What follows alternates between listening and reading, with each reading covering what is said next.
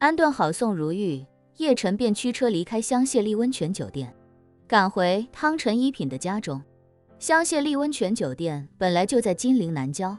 刚好在叶晨从护城回家的必经之路，所以倒也没耽误多少时间。叶晨走后，宋如玉一脸尊敬地问云如歌：“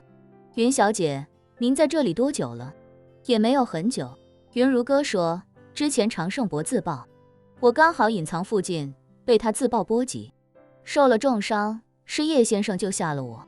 自爆？”宋如玉赶紧追问。“云小姐说的，自爆应该就是叶先生之前说的。”“英主？哦不，吴飞燕在你们的泥丸宫内留下的自爆阵法吧？”“对。”云如歌轻轻点了点头，感慨道：“当年吴飞燕告诉我们，他在我们泥丸宫内留下一个保命阵法，如果遇到强敌，自觉不可战胜又无法逃脱之时，就运转那个保命阵法，可保我们元神不散。我们一直信以为真，并且感恩戴德，直到常胜伯在生死存亡关头打开阵法，我才知道原来那根本就不是什么保命的阵法，而是一种自爆阵法。吴飞燕就是想利用这种方式来消灭潜在的敌人，而我们这些所谓伯爵，就是他亲手打造的人体炸弹。”宋如玉倒吸一口冷气，咬牙切齿地说：“幸亏我悟道刚刚2年，吴飞燕还没有机会见我，否则的话，我相信以他的行事风格，也一定会在我体内留下相同的阵法。”说完，他赶紧又问：“那云小姐现在体内不仅有即将到期毒发的剧毒，还有一个心念一动就会自爆的阵法？”“对。”云如歌自嘲地笑了笑，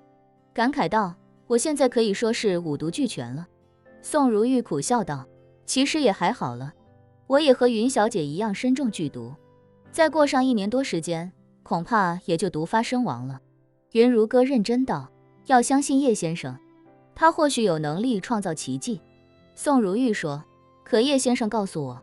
他现在还没有什么解毒之道，而且1年时间稍纵即逝，叶先生未必有那么多的精力来想办法帮我们解毒。”云如歌摇摇头说：“凡事都需要一个机缘，叶先生现在虽然没有能力，但我相信以他的造化，一定能够找到化解之道。”说着，云如歌叮嘱他：“既然到了这里，就不要再想那些我们自己没有能力解决的事情，因为我们不管怎么想都改变不了现实，不如就把心踏踏实实放在肚子里，好好修炼，其他的什么都不用管。”“没错。”宋如玉赞同地说，“不瞒云小姐，在下也确实这么想。来之前，叶先生刚刚帮在下找到了识海，我觉得修炼又进入到了一个全新的世界。不管1年之后有没有办法解毒，这1年时间里，在下都决定一定好好修炼，不辜负叶先生的提携和点拨。”有一件事，云如歌并没有告诉宋如玉，其实叶晨早就跟他说过，解他体内的毒未必就没有办法，只是那个办法有点过于残忍，而且成本代价也很高。具体办法就是用重塑丹重塑他的身体。叶晨曾经用灵气查探过他的身体，2股诡异的能量在他体内相互纠缠，但也仅局限于体内。若在云如歌毒发之前找不到其他办法，还可以将云如歌斩首，再将重塑丹放入他口中，只要他大脑不死，尚有一丝意识存在，重塑丹都能帮他重塑肉身。届时那纠缠于他5脏6腑的毒自然也就解了。云如歌知道这个办法，但他没告诉宋如玉的原因，是怕宋如玉这种年轻女孩子对斩首这种事情无法接受，所以便干脆没说出来。但是云如歌知道，斩首再服重塑丹，能彻底解决自己和宋如玉体内的毒，但却无法移除自己泥丸宫留下的自爆阵法。泥丸宫位于大脑之中，这已经超出了重塑丹能够重塑的最大限度。翌日，叶晨在回香榭丽温泉酒店时，特意带了2颗鼎炉炼制出来的增强版的培元丹。让他有些意外的是，昨晚宋如玉和云如歌都没有休息